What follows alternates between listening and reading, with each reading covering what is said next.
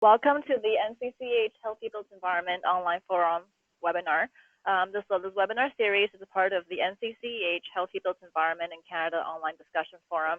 So the goal of this forum is to identify healthy built environment initiatives and projects and to promote networking and collaboration.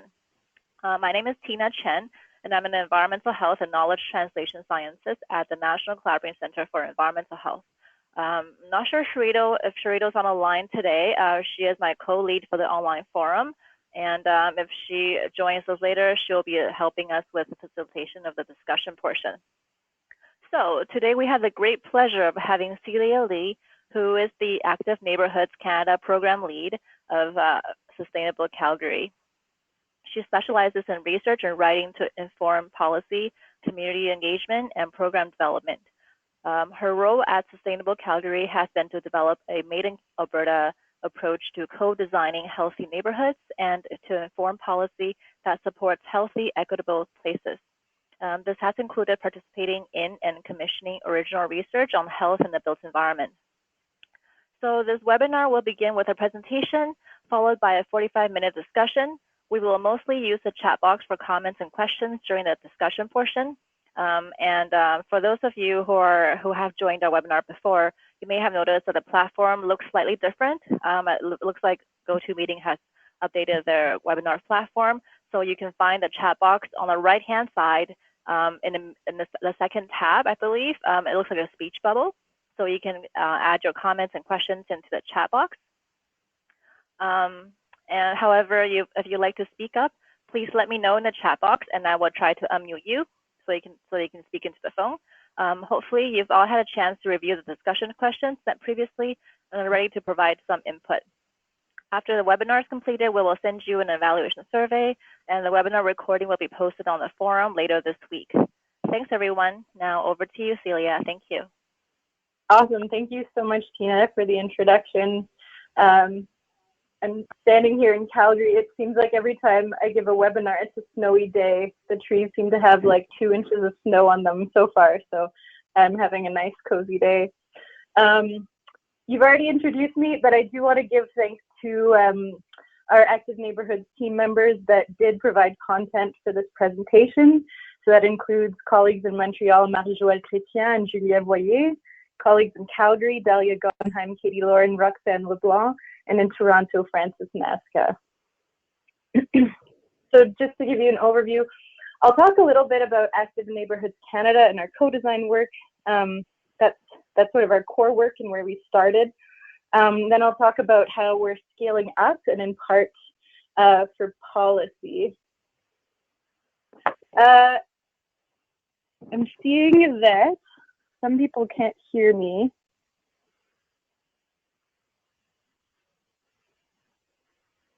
Is that everybody, or is that just a few people?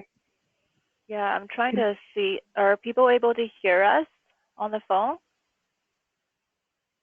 Okay, so you might want to try calling into the phone. Sometimes the computer, I think the computer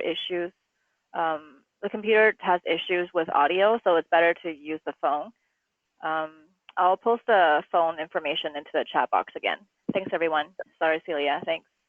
Yeah, no worries. Thanks, guys. So it sounds like people can, I was going to say it sounds like people can get audio by calling in, but for those who can't hear, that's not useful. I'll keep going just because we're just looking at doing a quick overview here. So I'll talk about Active Neighbourhoods and co-design, talk about how we started scaling up in part through policy, and go over 3 Canadian policy precedents that are making like a pretty great contribution to healthy built environments. And then I'll just introduce you to a bit of the work we're doing in Alberta. And we welcome any and all contributions to that. Active Neighbourhoods Canada is a partnership between 3 organizations: the Montreal Urban Ecology Centre, which is our inaugural or our convening partner, the Centre for Active Transportation and Sustainable Calgary. And we do have a website together called participatoryplanning.ca, So a lot of the stuff I'll be talking about is available in some form on our website. So if there's anything you wanted to track down, feel free to peruse through there. We're funded by the Public Health Agency of Canada with the idea that some of the major health issues we're seeing today are related to sedentary lifestyles, and that if we change the built environment, we can actually improve our health outcomes and encourage physical activity. Our overarching goal, our vision, is to create equitable access to healthy built environments for all Canadian communities. But we're starting with about 12. It might be 15 now. So why are we funded to do this work? Most of you on this phone call will be pretty familiar with this content, I think, so I'll kind of skim over it. But a relationship does exist between the built environment and health. So Chief Public Health Officer Teresa Tam dedicated her first report, Designing Healthy Living, to healthy built environments. There's a great guide by Nike called Design to Move, Active Cities, which gives really good evidence on the relationship between the built environment and health across the world. It also looks at the co-benefits of investing in healthy built environments. And a new study came out this year, a scoping review of the literature out of the University of Calgary, which not only outlines the relationship between the built environment and healthy behaviors, it also looks at health outcomes. So that was pretty exciting. And I will share a bibliography after this. So if there's anything you're dying to see, I think we can post that, or you're welcome to be in touch with me. So how do built environments promote active transportation? Oh, right. I should have gone over that. So with Active Neighbourhoods Canada, we are funded to work with communities to create more walkable and bikeable environments in the communities we work with. And the communities we work with are interested in doing this. So what do healthy places look like? What do places that promote active transportation look like? I like to keep it short and simple. People will walk and bike more if they're destinations to get to, and great pathways to get them there. Obviously, it's more complex than that, but a lot of the time we can sort of pare it down to that. What makes a great path? Urbanist Jeff Speck loves to talk about pathways being useful, safe, comfortable, and interesting.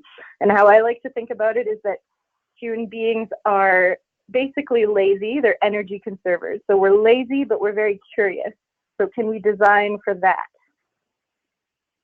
Obviously, there is more to it, and we have some resources about what healthy places look like on participatoryplanning.ca on our website. Just going to take a sip of water. So healthy places have access to active transportation infrastructure and public transit. They incorporate complete streets that provide options for all users and all abilities. They incorporate green spaces. They incorporate mixed-use development. So can you bring all your destinations to one location? And then it makes walking or biking sort of the most obvious choice. So there's more on that online. We work with communities to design more walkable and bikeable places using a process we call co-design, and it's a 6-step process. But basically what it does is it brings together local residents and expert designers.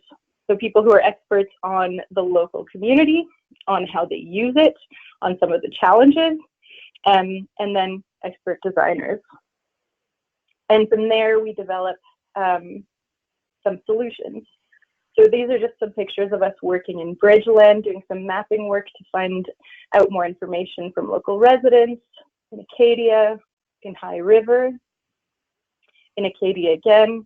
And then when we work with designers, we ask designers to dedicate one day, to volunteer for one day. We take half the day to get to know a neighborhood, walk around, and then half a day to develop in Calgary what we call design schemes. So we develop 3 to 5 concepts that would help a community become more walkable or bikeable, and that's rooted in community feedback.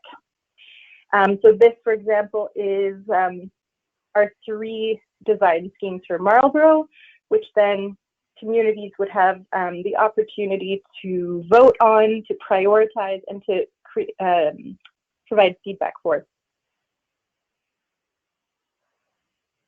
So designs might be something like laneway housing, parkway housing.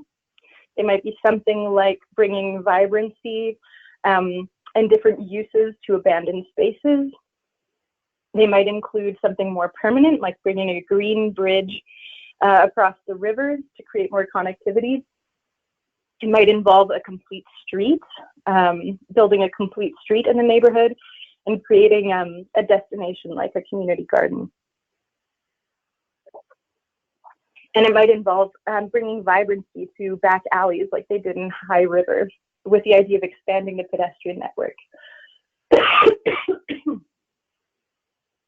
And then in each of our communities, this has led to built projects in the built environment, whether that's with or without us. So this project was led by the community, the University of Calgary, and the City of Calgary. Here, the City of Calgary poured concrete to take back some of the street and develop more park space. Here, we took over as a prototype part of a mostly abandoned parking lot to create a community gathering space. And we created furniture, outdoor furniture for the community. And here we worked on pedestrian cut-throughs with kids to make them more inviting and to bring attention to some of the bigger design challenges with pedestrian cut-throughs. So then, as a group, as a national group in Montreal, Toronto, and Calgary, we were tasked with scaling up. So how could we learn from the work we've done in communities and scale up? And part of that was intensifying our work in communities. And in Calgary, we thought about going from the local scale, the neighborhood scale, to what we call the regional and commuter scale. So the question is, can people get to places in neighboring communities, and can they commute to work using active transportation? So we look at things like more substantial cycling infrastructure, a loop of parks among 6 communities, or something like redeveloping a train station to make it more walkable and bikeable. And we've got more on this at our website at sustainablecalgary.org. But also, and this is what we'll get to in this presentation, scaling up meant influencing policy and practice. Some of my colleagues have worked on curriculum. They've done really great work on curriculum. I'll focus on policy today. In each of our provinces, we're tasked with engaging in policy municipally, provincially, and federally. And you'll hear a bit more about our municipal and provincial efforts as I go on. But we do advocate for changes to policy that promote healthy built environments. At the federal level, we had to decide what we wanted to do together, possibly to influence federal policy, but also to help support all of us in our policy work at whichever level we're working at. So part of what we did was create a Healthy Places Policy Toolkit. And in many ways, this is like thinking about or collecting the resources that have been really helpful for us, and then developing resources also based on what we learned. So some of this stuff I won't go over today. So for example, what is a healthy public policy and how do we influence it gives you sort of a step-by-step how to influence public policy. We also have this infographic about what do healthy cities look like. So there's a ton of resources there to help you or help communities work towards policy change. We also wanted to get inspired by what other people are doing across Canada to support healthy built environments and active transportation. And we created this map of healthy community policies in Canada, which you can check out on our website. And a lot of this content is what we'll be drawing from today. We also looked at creating the argument for healthy places. So we've talked already about that there is a relationship between the built environment and health. But a lot of successful policy has to do with showing the co-benefits of a policy change. So if we do invest in healthy built environments, how can we prove that it has the maximum benefit to the maximum number of people across different issues? So let's move beyond just the idea of like solving one problem. Let's show how creating healthy built environments can create value across the board. And this is what we did in a resource we created as a conversation guide for communities. It could be for any sort of occasion, but also for elections. So it includes information about healthy places, and then questions that you can ask your representative. And so what we show here is that healthy places are also climate-friendly places. When we develop mixed-use developments, they become business-friendly places. So we see higher sales in businesses that are in mixed-use developments and in walkable areas. We see housing properties rise. That said, the argument for health is pretty strong. So as you can see in this resource, kids in Canada are getting a D+ when it comes to physical activity. New to me, seniors are getting a D when it comes to physical activity. Obesity has tripled in Canada over the last 20 years, and it's risen substantially for children as well. And we can see that this is happening alongside of growing suburbanization and growing reliance on vehicles, which has been correlated with obesity, in fact. And the effects to health don't just stop at health. Of course, there's a financial impact. So in Canada, the estimated cost of inactivity is $10 billion. And that's in direct costs, so healthcare costs, but also productivity costs. Me and my friends like to say this in a Austin Powers voice, which means we have never forgotten this stat.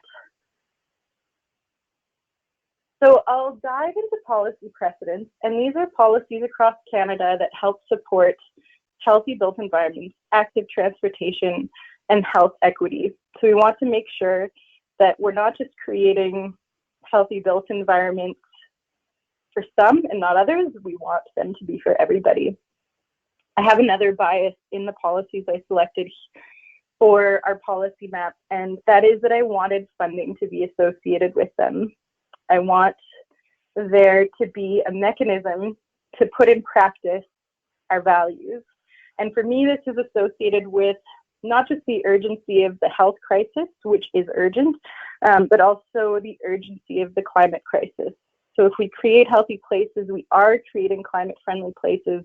And if it's true that we have 11 years to get our things in order, then I think it's really important that we be dedicating funding to making the changes we need to make. So with that said, the first example I'll look at is the 2018 Calgary Budget. And in this budget, $100 million was dedicated to fostering strategic growth in existing neighborhoods. So that's important because we need to be adding density to our city. But I'll be focusing on the $5.5 million for our case study, which was for active transportation infrastructure on 42nd Avenue. And what's interesting about this too, behind it was an advocacy process. People showed up to the budget consultations representing so many different interests. So we had representation from business, from nonprofits, from disability groups. We had coalitions between communities and businesses. It was really something to behold, and it shows it's sort of proof of the concept of co-benefit and how that can really bring us together around an issue. So the $5.5 million was going to 42nd Avenue in a neighborhood called Manchester. And so what's interesting to me is if you look at land uses, residential is in pink, and you'll find yourself hard-pressed to find the pink on the map. It's in the bottom left-hand corner. It's very tiny. There are very few people who actually live in Manchester. They live almost exclusively in social housing. We see more people with disabilities among them. We see more new Canadians, and we see more Indigenous Canadians. So it's an interesting place. It's also a place where the population is growing. This is the projected population growth in Manchester compared to Calgary. So there's going to be a lot of development going on in Manchester. But the reason, as far as I can tell, for the investment is this boom in a beer industry in the area. And collectively, they've started to call themselves the Barley Belts. Maybe unsurprisingly, they're very interested in cycling because drinking and driving, I'm assuming, isn't a great idea. So they promote cycling so much that they've even created a map on how to get to their destinations and advice on how to get there safely.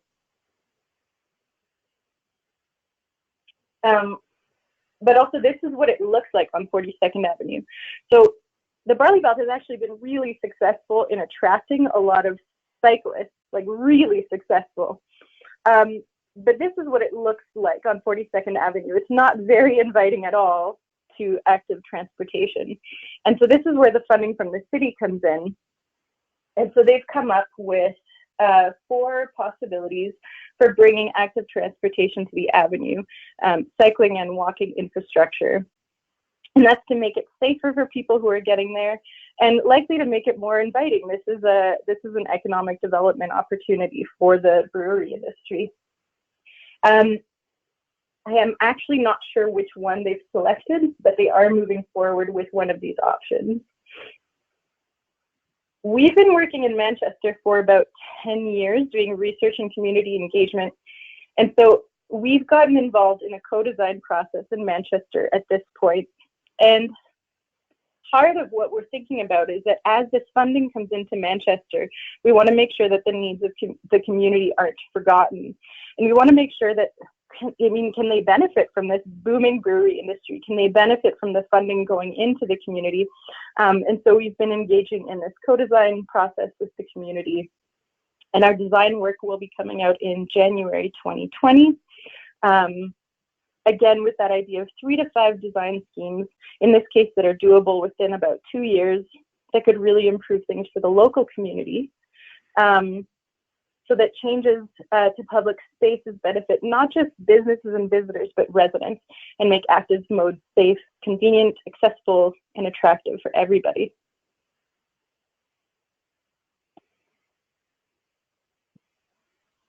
The second example that I'll go through is the Sustainable Mobility Policy 2030 in the province of Quebec. And my colleagues in Montreal were quite involved in this, and it's really great work. They've budgeted $61.2 million for active transportation over 5 years.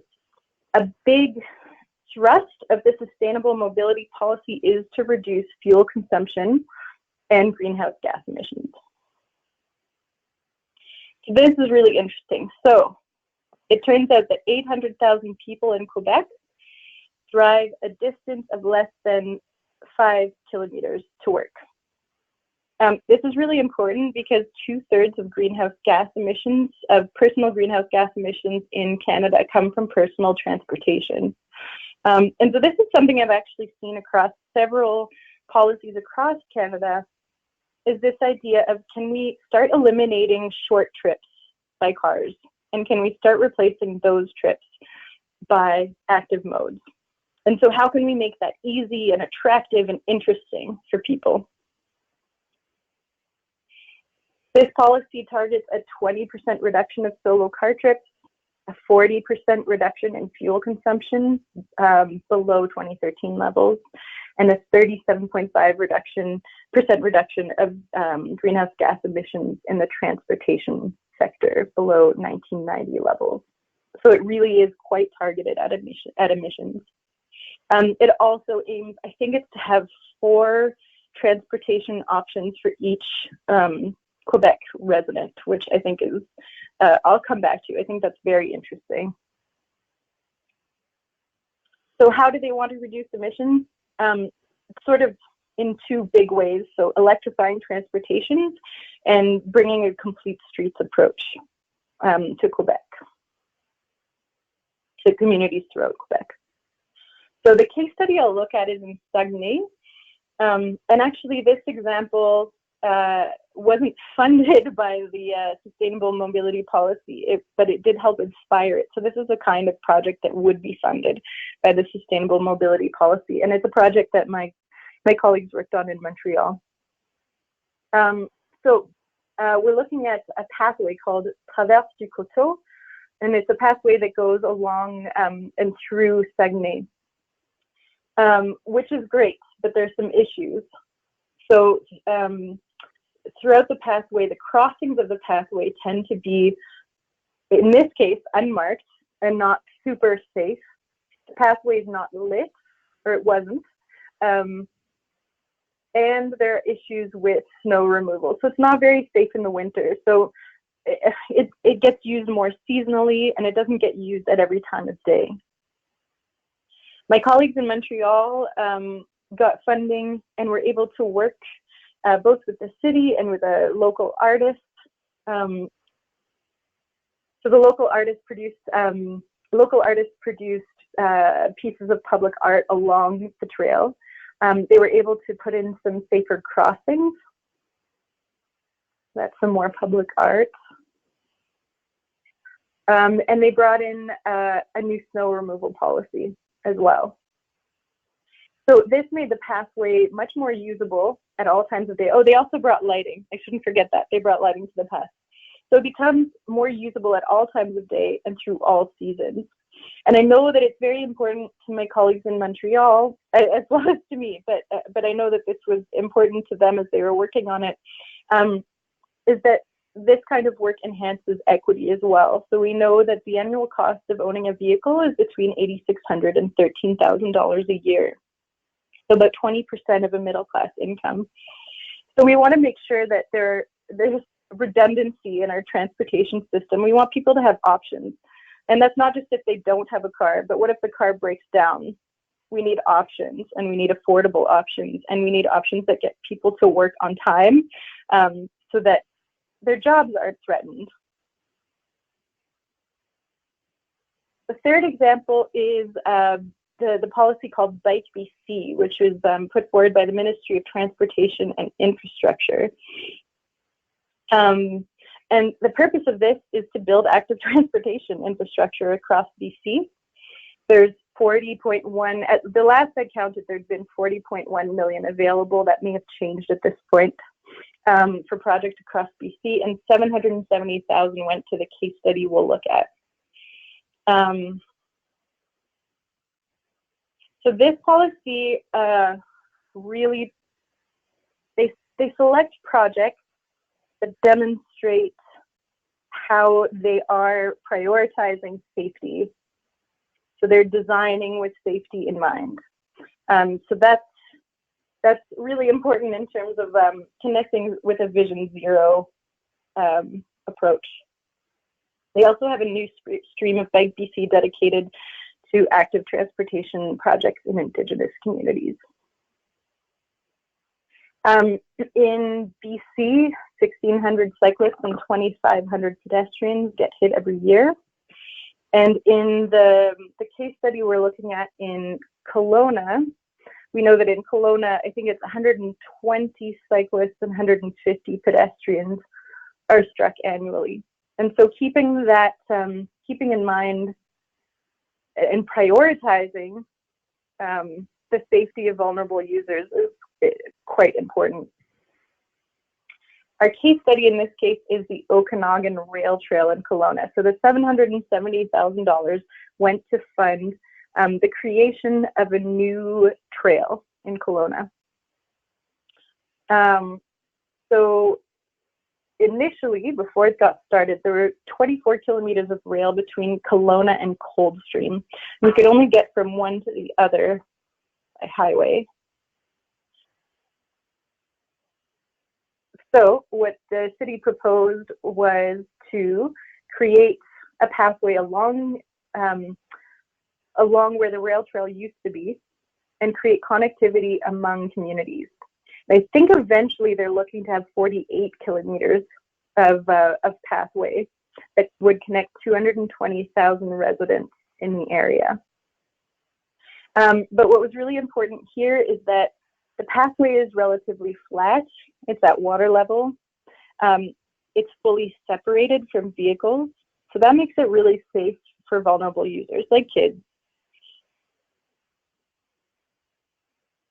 Another aspect of this project that was included in the project, they realized that university students, the only way they could get to university was also using this same highway. So if students were trying to walk or bike to school, they were sort of taking their life into their own hands. Many of them would trespass on private property to avoid that. And so everyone realized there was an issue to address. So part of this project included developing a pathway to the university, including this underpass of the highway. And so the effect is that now university students can take care of that freshman 15 by getting to school by walking or biking. And they can start developing those habits in life at a time when it's pretty important to start making those habits. So in this case, changes to public spaces, enhanced connectivity, and safety with all users in mind, including vulnerable users and maybe especially vulnerable users. So a pretty great impact. Just can check how I'm doing on time. All right. So as I said, a lot of this information is available on our Healthy Community Policies map on our website. There's information on all of the policies, the case studies. You can find out more about Manchester at sustainablecalgary.org. Information on Saguenay is available here on our website. There's a bit of information on Kelowna here, and you can find more just online as well. So I've given a lot of content on some great public policies across Canada. I'm going to just sort of dip into what we're doing in Alberta. So we developed this report that does a lot of what I've done today. It creates the case for, I was going to say investing in healthy built environments, but it's more like committing to healthy built environments. It could be saying we want to design guidelines that help us commit to healthy built environments. So how can we commit to healthy built environments as a province? So we did develop a set of pretty overarching recommendations. But I'd say a key thought here was, okay, we have a lot of knowledge in the health sector on the relationship between the built environment and health. Now, what other ministries and what other departments need to know that so that we can create change? And or do they know that already? So I'm thinking about the Department of Infrastructure and Transportation. Do they know what they need to know to commit to healthy places in our province? We also wanted to look at who is already promoting this kind of work, who's sort of a champion. And in Alberta, when we were looking at this last year, we saw that tourism, actually, the Ministry of Tourism was a pretty big promoter of healthy built environments. And I think that's because of the tourism industry in Alberta, which is very correlated with activity. We also looked at, for example, well, we want education to know what the health sector knows. And we were very inspired by the Ontario Cycling Strategy, in which the Ministry of Education is a full partner. So next week, we're hosting an event where we're trying to develop these overarching recommendations further. We want to get strategic and specific. And so if you do live in Alberta and you're interested in coming, please get in touch with me. I think my contact information is available, but it's Celia at sustainablecalgary.org. So we're looking at how we can get more specific. So for example, if we're looking to increase density in our cities, should we be investing in a super fund? This is not my idea, this is an idea from a colleague. Should we be investing in super funds to redevelop brownfield sites that are currently toxic? So that's sort of the level of specificity Should we be instituting an active transportation or health professional within the Ministry of Transportation to act as a consultant? And then we've also been thinking a lot about the role of, and this will be relevant to you, public health officers. So my knowledge of their work is primarily Alberta focused, but public health officers already provide a lot of advice for communities across Alberta on how they can develop healthier built environments. So can we leverage that knowledge to make larger scale change? Can we start creating design guidelines for the ministries of infrastructure or transportation based on what our health inspectors know and our health professionals? So those are some of the things we're thinking about. So with that, I will take any of your questions. I have a bit of a habit of skipping critical information, and so if I've done that throughout this presentation, please ask your clarifying questions. I have included some discussion questions related to what I'm thinking about in Alberta. So how can we transfer what we know about health and the built environment to other professions? Is interdisciplinary and interdepartmental collaboration necessary for this? And are we funding it enough? Are there budgets for that? I'm curious based on your own experiences. Selfishly, I'd love to know if you have recommendations for us at the provincial level, and I'm happy to bring those to our event on Fridays. And then I'm curious about what kinds of policy changes you imagine for your own communities or provinces. So those are some of my discussion questions, but you're also more than welcome to put your own questions in the chat box. I don't see any quite yet. Thanks so much, Celia. That was a great presentation. So I would like to now invite questions from the audience. Please enter them to the chat box, and if you'd like, or if you'd like to speak up, just let me know, and I can unmute you, or I believe you can also unmute yourself either through the platform and or through your phone. And after the questions, we can go into the discussion portion. Great. So while we wait for questions to come in, Celia, I was just wondering, so I'm really interested in a number of policies that are posted on your website. I'm just curious, I don't know if you covered this already, but were the policies partnership projects? Did you and your colleagues all work on some of these policies, and how were they identified? Yeah.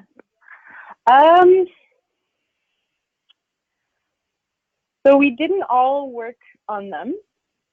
In Calgary, certainly Sustainable Calgary was involved in advocating to City Council, and we did collaborate with other groups in the city.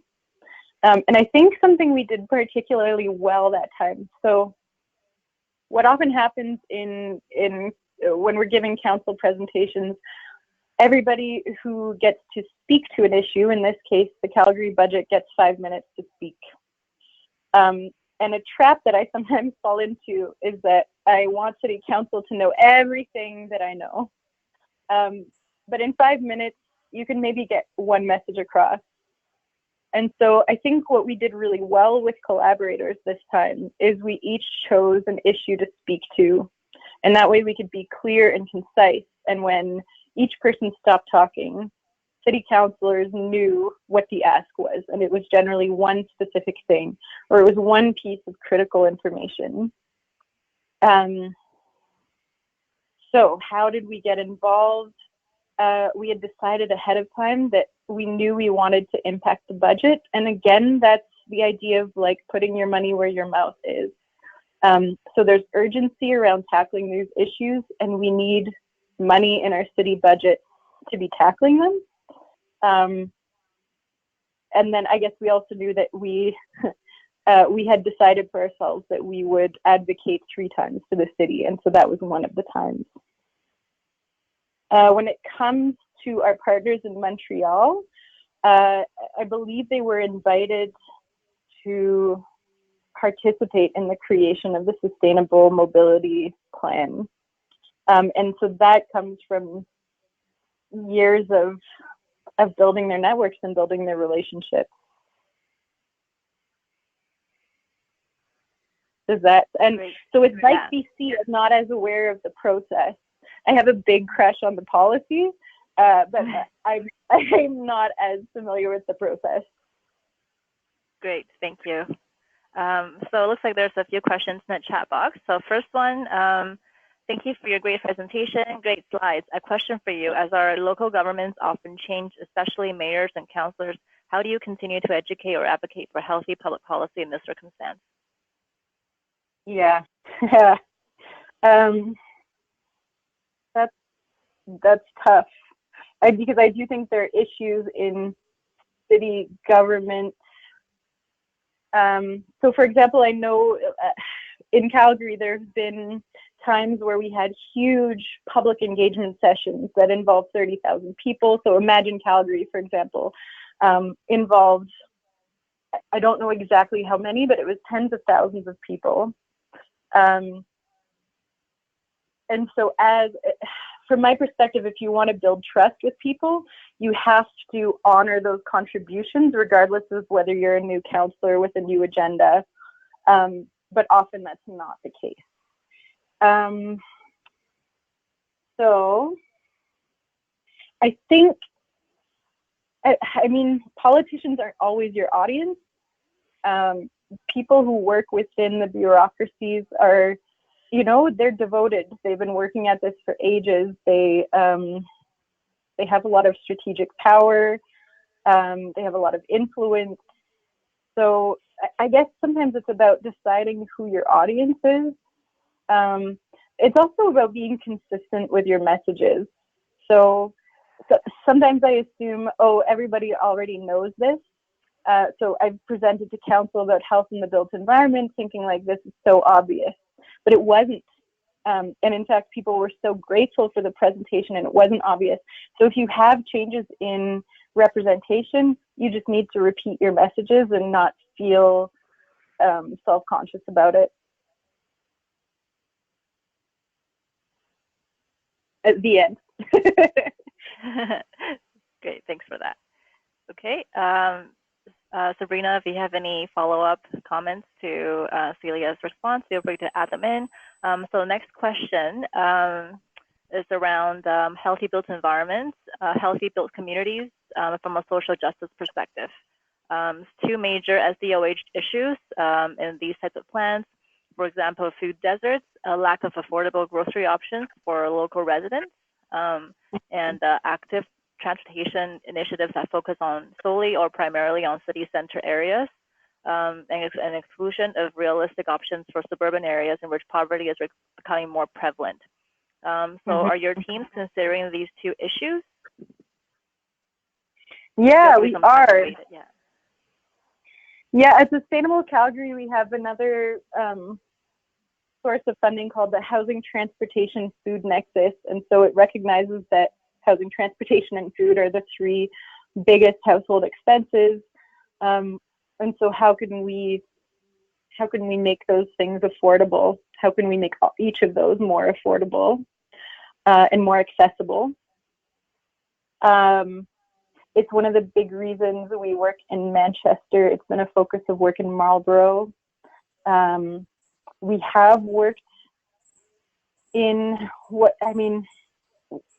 we have worked in suburban areas. They're not sort of the very peripheries of Calgary, but we worked in them on purpose because we know that Canada is suburbanizing. So we need to figure out what to do about our suburban areas where, yes, we are seeing the suburbanization of poverty.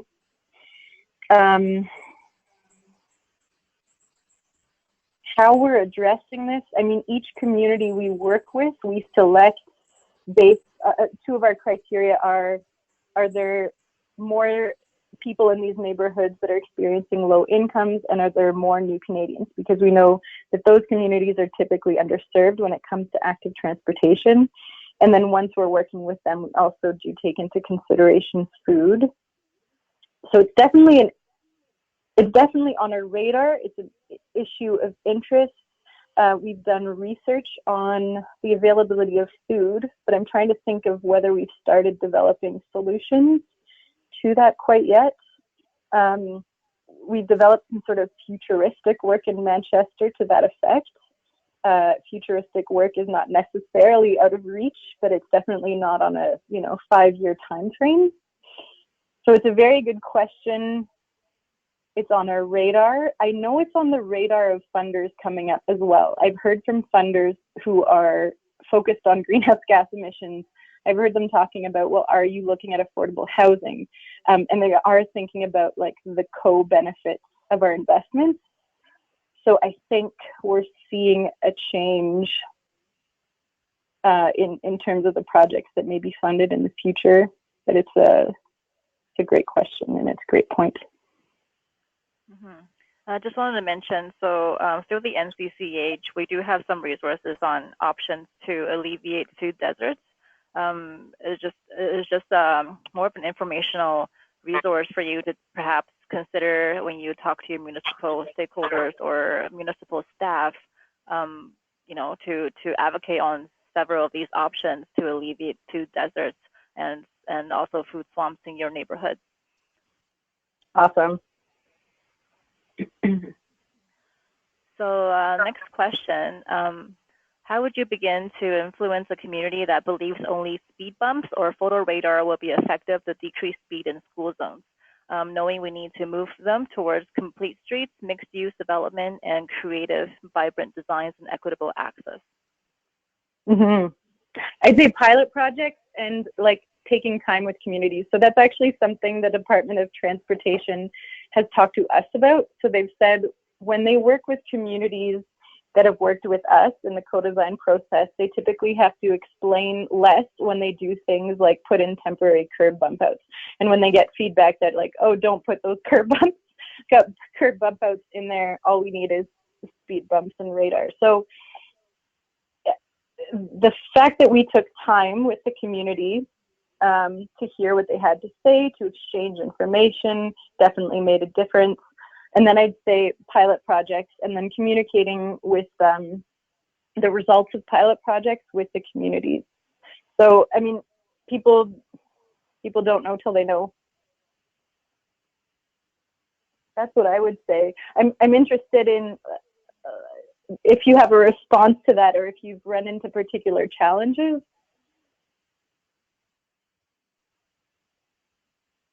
Yeah, that's a great point. If anybody on the line has any input related to these questions, feel free to add them into a chat box too. We welcome all your input and comments. We would love to hear about what you're working on and what's happening in your communities. Yeah. Okay, and so next question. What other funding trends are you seeing in this topic area? I might be biased by what I'm looking at and hearing from, but I'm seeing a lot of energy around the United Nations Sustainable Development Goals, which to me is again like really encouraging because the Sustainable Development Goals consider co-benefits. So it doesn't just say like, it's not just about reducing greenhouse gas. It's the idea of like you can't save the environment at the expense of people. So it's looking at how can we create the most benefit and the different kinds of benefits in our interventions and benefit the most number of people and benefit the vulnerable. So I'd say Sustainable Development Goals. Have you been noticing anything else?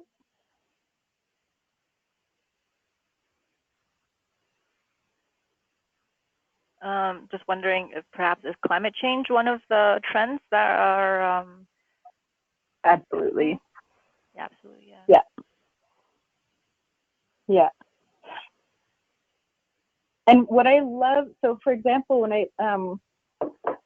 I love about working on healthy built environments is that they have so many co-benefits. In fact, like I can't think of any drawbacks. So even if we think about increasing city density, well, if you do that, you're increasing your tax revenues per kilometer squared. So in fact, building healthy cities also seems like the most fiscally conservative thing to do, right? So it seems to create benefit for everybody. And then when I think of Alberta, we have more people who work in the health sector than work in the oil and gas sector. So if we're going to talk about healthy places, maybe that's somewhere where we can get a lot of support.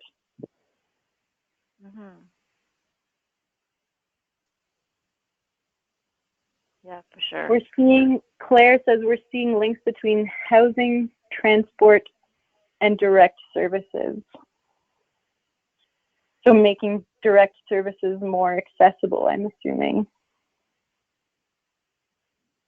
That's awesome. That's one of the things we're thinking about at the provincial level when it comes to the Ministry of Seniors and Affordable Housing. So we're looking at a future where 1 in 5, I think it's Albertans, it's a similar number for Canadians, will be seniors within the next, I think it's by 2030. My numbers might be slightly off, but that's like anyway. So we need to be thinking about creating places where seniors can age happily in our cities.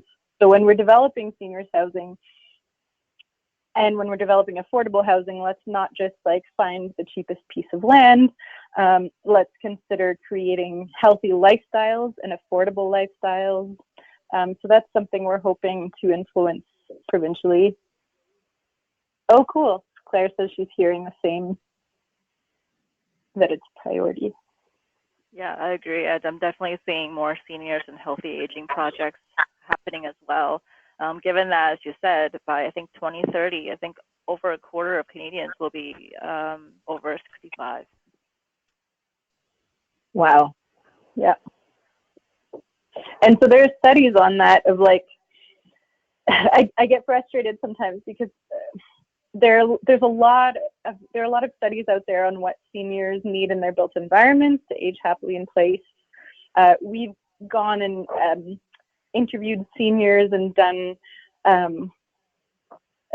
like participatory planning work with seniors, and everything we've collected lines up with the research. And so I'm of the mindset that I don't know if we need more research at this point or if we just need to be implementing it.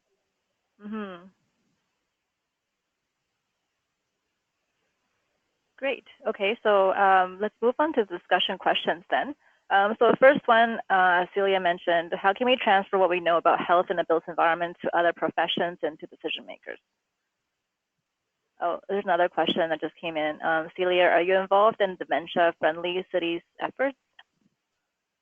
No, but I have heard of really cool projects around that. So yeah, if you have any resources that we should check out, I would love that. Great.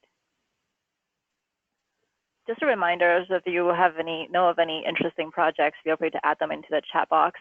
And also, just to mention, this webinar series is a part of the online discussion forum, and we do welcome your input on the forum as well. And you add resources, add your current projects, talk about what you're seeking information, or perhaps you're experiencing some challenges or barriers, and you're looking for others with similar experiences. Feel free to add them into the forum and get some momentum there.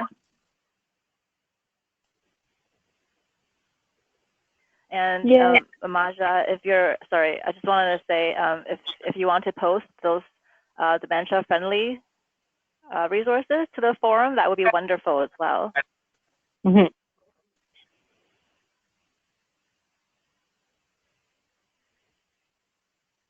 So does anybody have any comments about how we can transfer what we know about health in a built environment to other professions and decision makers?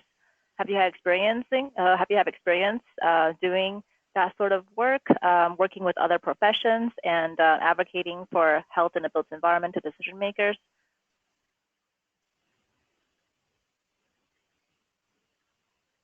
One thing that's come up with some of my conversations with folks in at our local hospitals and medical schools is the idea of creating a public health course for civil engineers. So I mean, I think it's pretty crazy when we think of the impact that civil engineers have on basically every aspect of our human experience, our health, our happiness, our travel, our how we navigate the world, like in so many ways. Yeah, so sometimes we talk about like, well, is that a fair responsibility for one profession to shoulder? But also, well, maybe we can just start by having a public health course within civil engineering. Because I think at this point, and I could be wrong and I would love to be challenged, but I think the profession is still sort of focused on, well, perhaps the emphasis is still on getting cars through roads speedily without crashing. Yeah, it requires a shift in thinking, especially for civil engineers who are, planning cities and whatnot. That said, like I know so many people in the sectors of transportation and infrastructure who are such champions for this work, but I do think we need some systemic change, and I'm still figuring out what those levers are. Oh, two more comments came in. So within VCH, we have strategic meetings with our local governments where our population health team leads many healthy community meetings, both at the internal capacity and then externally with our communities. For example, City of Vancouver has a healthy city strategy where we meet with the various departments within the city on planning, sustainability, parks, engineering, and social policy. That's great. Another question, or yeah. Yep, go ahead. You want to add something, Celia? Yeah. No, I'm processing. So next comment, in terms of transfer to other professions, various health authorities have positions for urban planners, which can help facilitate communication and partnership with municipal governments. What do you think are key skills for a planner working at the interfaces of planning and health, and for public health professionals? SFU course for planner. What do we think are key skills for a planner?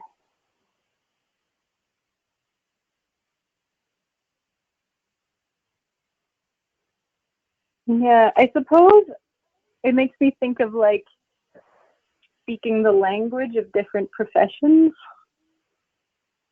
So it's interesting. I know a colleague of mine in transportation wanted to create a change. And so he said, I'm going to pitch this change I'm proposing to a host of my colleagues, and I want each of them to tell me why it won't work. So each of them told him why it wouldn't work, and then he proceeded to design his solution around those roadblocks. So I thought that was really interesting in terms of like an approach for creating change. Tell me why it won't work, and I'll design around that. Yeah. And that required that he knew the language of the people he was speaking with, that he understood the priorities they were working with, the pressures they were working with, the budgets they were working within. These are all very real pressures that we have to work with.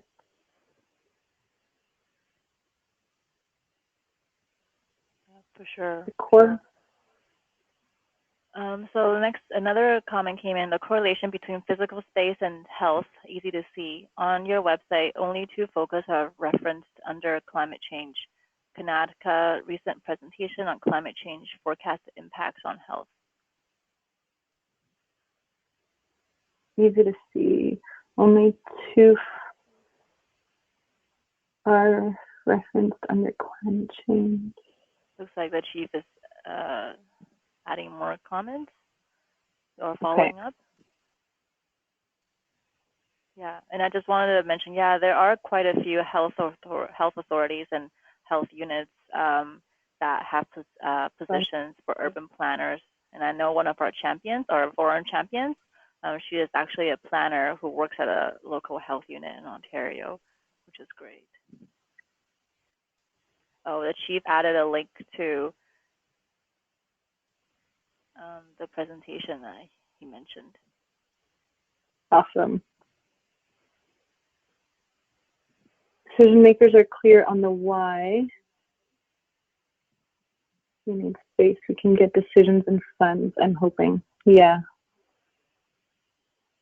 I know I had a rare opportunity to chat with folks who were designing and building and implementing a hospital, a healthcare facility. And that was because I was working with a community that had a little bit of pushback on that healthcare facility, because they wanted to make sure that the healthcare facility itself contributed to a walkable environment for their seniors.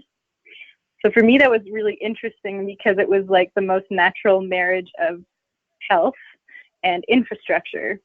And having that conversation, having to have the conversation of what a healthy built environment looks like. And sort of walking the talk within the provincial government. And there was a lot of interest there in terms of creating healthy built environment design guidelines for health facilities, which is a particular challenge because health facilities have a lot of very specific design requirements.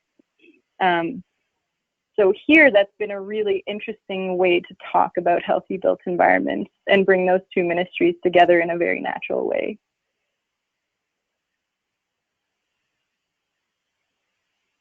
Mm-hmm.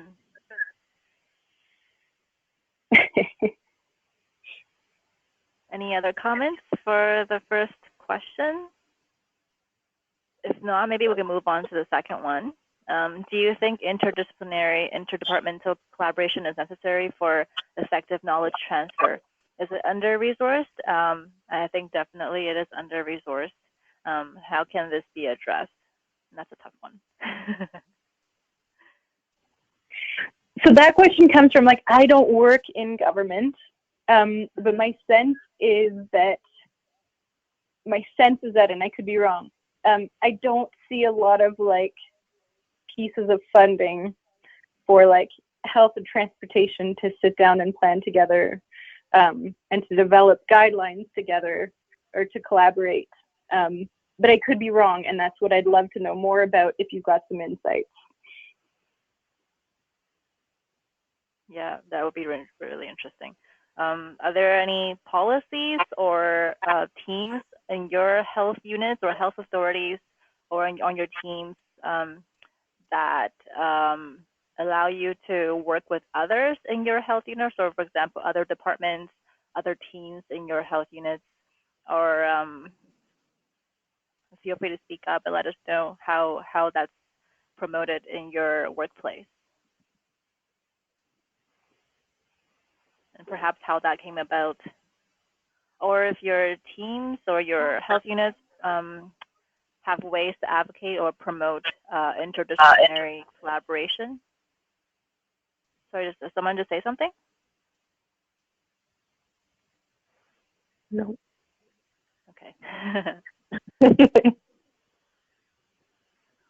We would love to hear from you.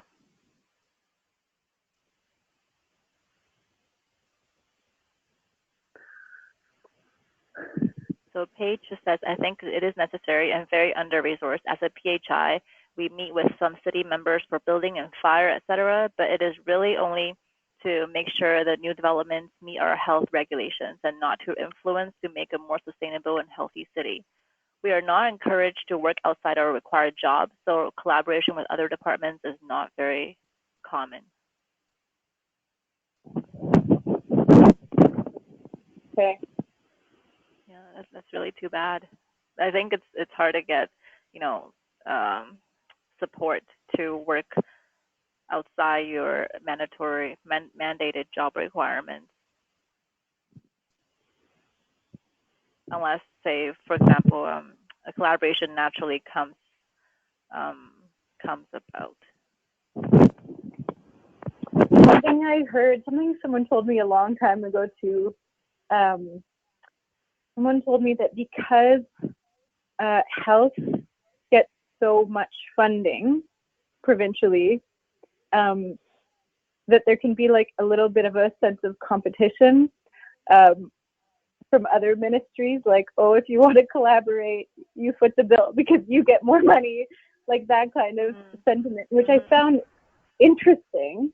I don't know if it's true, but it was an interesting comment to think about it that way, in terms of who gets the most resources and who's perceived as being the best resource.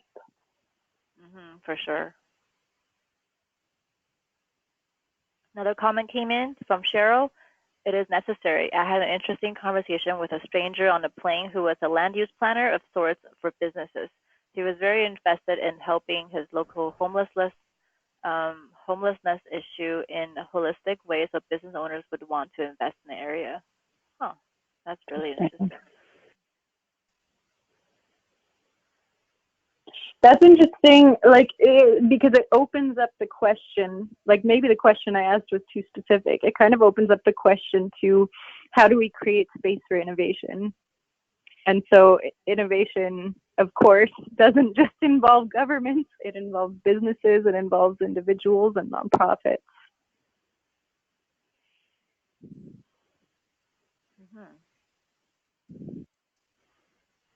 How can we be more nimble about that?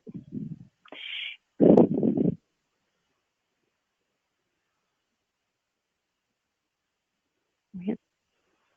next comment, building connections and collaborating with your community partners is key. Working with the municipality, community coalitions, and seeking what is priority for them. We have community and school health promotion facilitators that connect with community partners regularly, so it is important to connect with them for resources. We also have an interdisciplinary team connect environmental health, health promotion, and nutrition to look at HBE, and also having a supportive manager to give the teams time to collaborate is essential. Yeah, that is very true. Would you mind sharing where that's happening, Catherine? That's awesome. Yeah, that's great. I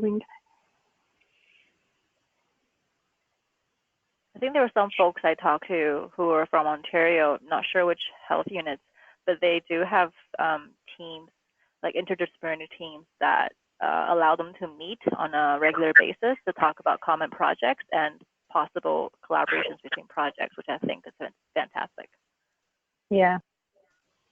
What's interesting to me is that I've worked with some smaller communities too, and that kind of collaboration seems to occur, from what I've seen from the communities I've worked with, it seems to happen so much more easily in smaller communities because people are more likely to know each other in multiple different ways. Right, exactly. I'm wondering if there's something to be learned by the approach. Yeah. Another comment came in from Sabrina. It is very important to have the collaboration with interdepartmental agencies. The planners we work with find it is quite important to relay the message with the health support and evidence to win over their ideas. Having medical health officers to provide the weight behind them during council meetings or in the form of letters. Yeah.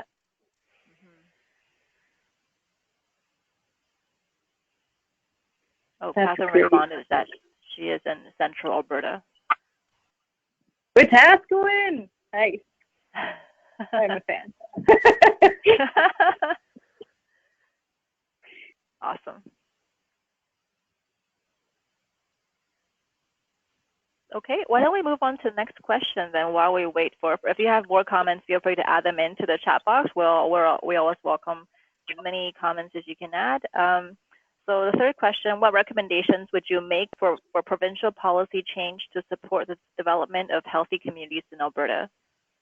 Or even in other provinces, if you have any experience or... Yeah, I think questions 3 and 4 can be addressed sort of together. Anne says, in Ottawa, Public Health has dedicated environmental planner that collaborates with other partners and able to influence new developments with a public health lens. Awesome.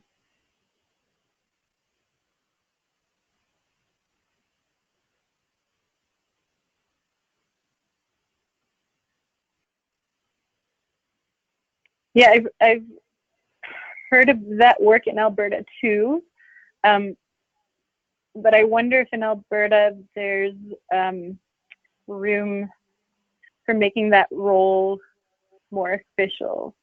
So I know that a lot of public health officers in Alberta will advise on a new project,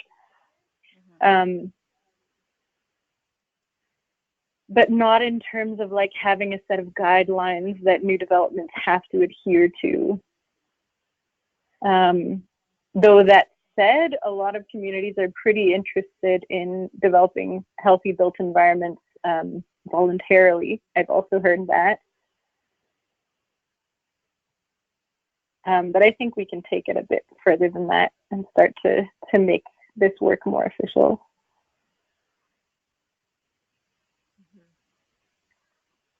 One comment came in from the chief. Collaboration is essential. Silo decision making seems to be the norm. When we engage the province and the municipality, we meet with lands, and once health effects surface, then they're sent to health and then sent to different siloed health departments, I guess. So it's about resource efficiencies, people, time, tech, and money. So without buy-in and collaboration, it will be an uphill struggle for something that's so obviously beneficial to all. I can't see that comment. Could you summarize it in like a sentence quickly? Yeah, let me just copy and paste it so that you can see it.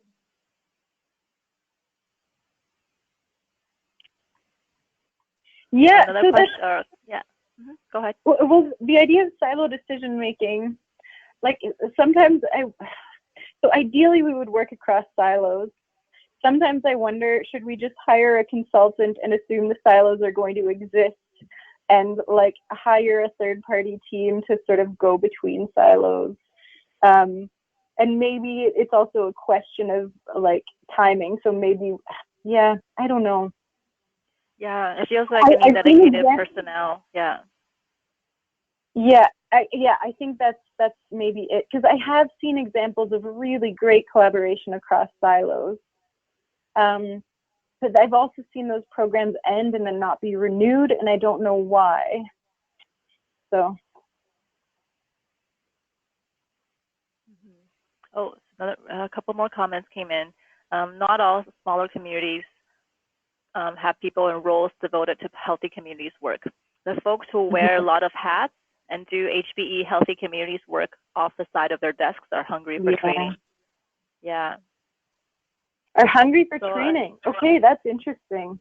Yeah. I think someone has linked, posted a link to an SFU course, right?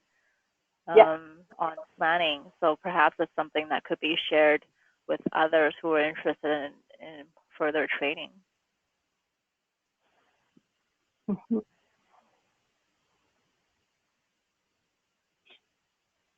There's a comment here from Maya. Did I hear you mention that you're working on cross-ministerial support for HBE guidelines for new health facilities? Yeah. So we were brought into a project. We work with the community of Bridgeland, and a healthcare facility was slated for Bridgeland. And the community was just worried about like the form that the healthcare facility would take. They were fine with having a new healthcare facility, but they wanted to make sure that it was walkable for their seniors. So they asked if we could be involved. So we were able to get enough funding to do a precedent review of healthcare facilities that have done a particularly good job of integrating with the local community and considering how their presence affects the local community, whether that's walkability or access to amenities. So we do have a resource on that called Healthy Places. I think it's called Precedent Review of Healthcare Facilities. That's at sustainablecalgary.org. It's also at participatoryplanning.ca. We presented this work to basically everybody who was involved in that particular healthcare facility, including the architect and the landscape architect and the capital projects person. And what we heard at that event was that the feedback was coming a bit late in the game. And the part of that might have been that, I don't know, all of the conversations maybe should have happened a bit earlier. But that the Ministry of Health was really interested in what this work could contribute to future projects. So what we offered did impact the Bridgeland facility to some extent, but there was interest in the work. But something like a precedent review is maybe more geared towards architects and designers who can look at it through a design lens. And so people who were at this event said, well, can you make this information more useful to health professionals and turn it into a set of guidelines? Now, we're not funded to do that, so we haven't moved ahead with these guidelines. But we have now applied for more funding to keep working on policy. So it's definitely something we'd like to move forward with. I would have to give thought to whether we're the best people to do that work, though, or whether, I don't know, whether we'd advocate for it. I think a lot of that work needs to happen internally, but maybe we can do some of the preliminary legwork. And by we, I mean we would hire someone who has the knowledge to do that, because we currently don't have that in-house.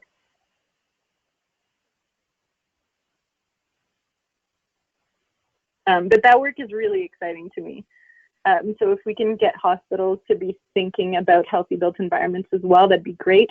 Some of that work also raised some really good questions about equity. So where do we site hospitals? And in Calgary, we haven't done a great job of siting hospitals near public transportation. They're not very accessible. They're definitely not walkable and bikeable for the most part.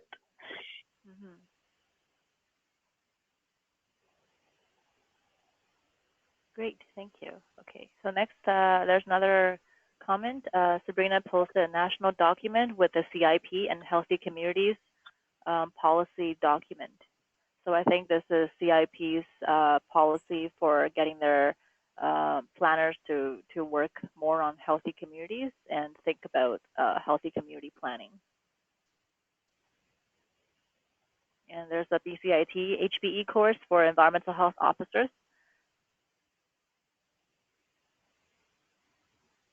And the chief mentioned, I would like to see more Canadian success stories. Size can be daunting, but let's showcase small, medium, and large.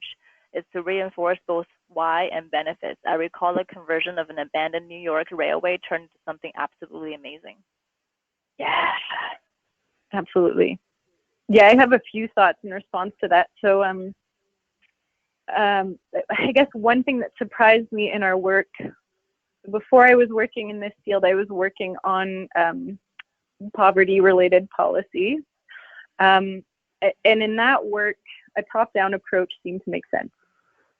When I started working on, or when my colleagues really started moving our work on catwalks forward, I was really wonderfully surprised by what I was seeing. So again, catwalks are these pedestrian cut-throughs that we have in 134 neighborhoods in Calgary. And in Marlborough, in the neighborhood of Marlborough, some momentum really built, and 15 catwalks were sort of temporarily upgraded there.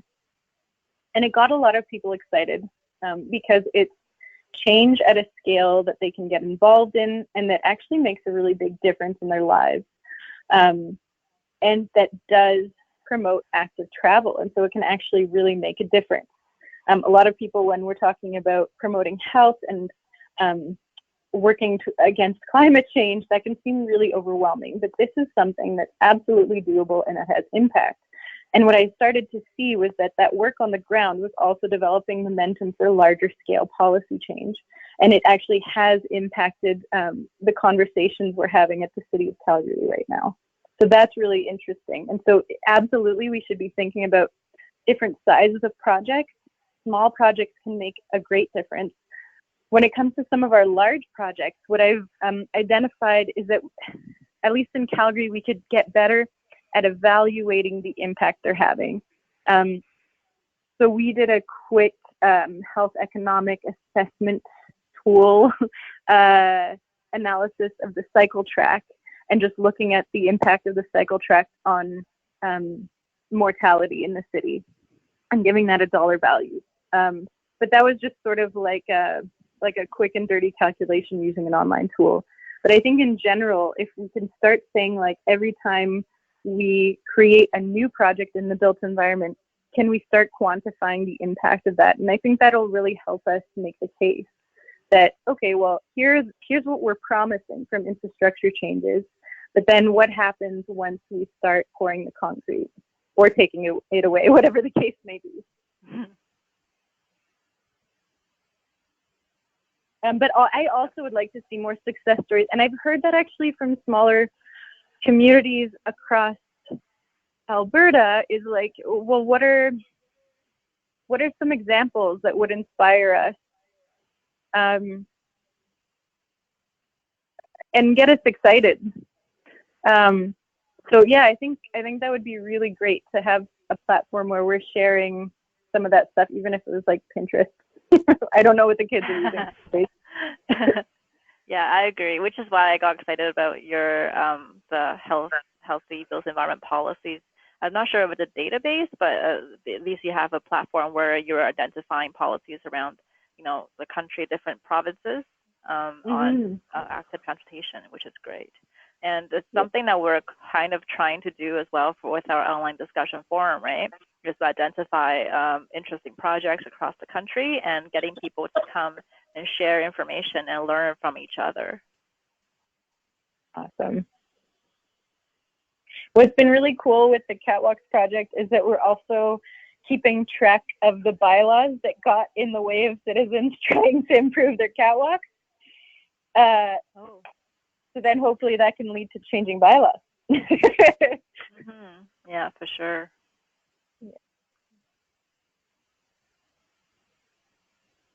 Okay, so what about the kinds of policy changes do you imagine for your own communities or provinces?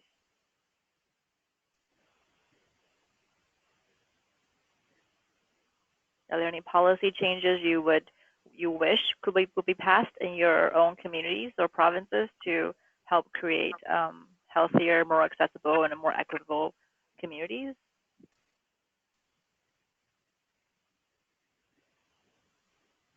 Oh, David just shared a good list of Alberta success stories. Ooh. That's great. Awesome, thanks, David.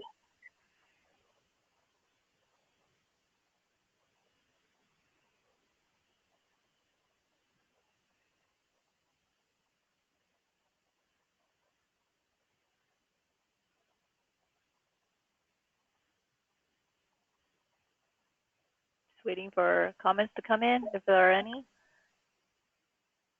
I think one thing I'd say for Calgary, I feel like I'm a Debbie Downer today, which I'm not usually at all.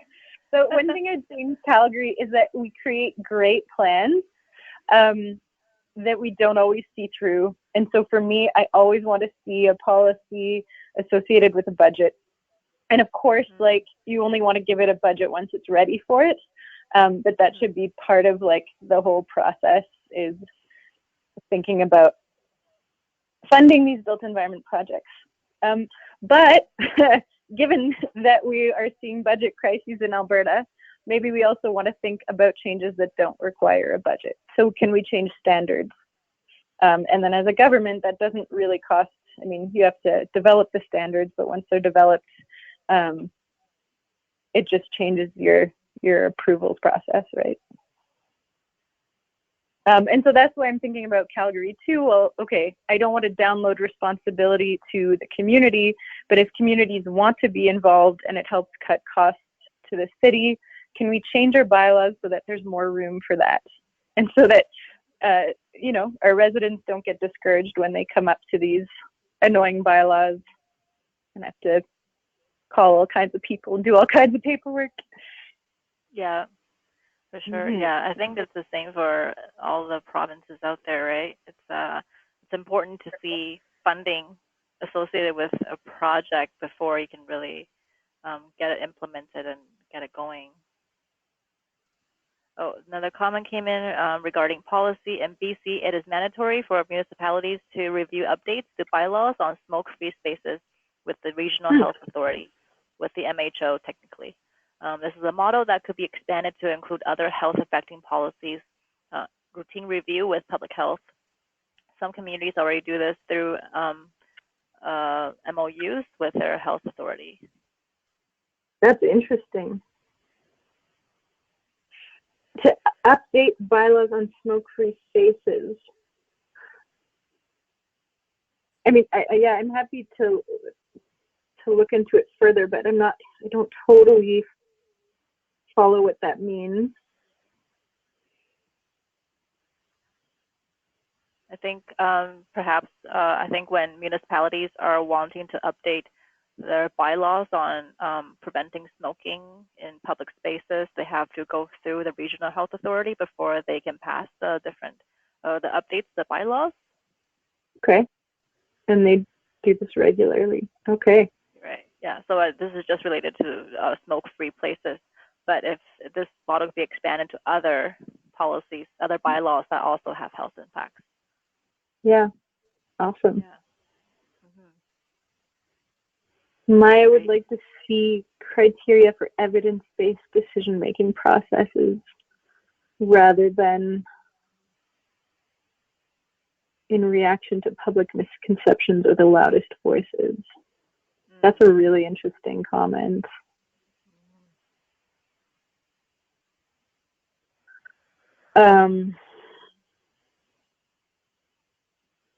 Same could Michael just said the same thing could be theoretically be transit policy, zoning changes, etc.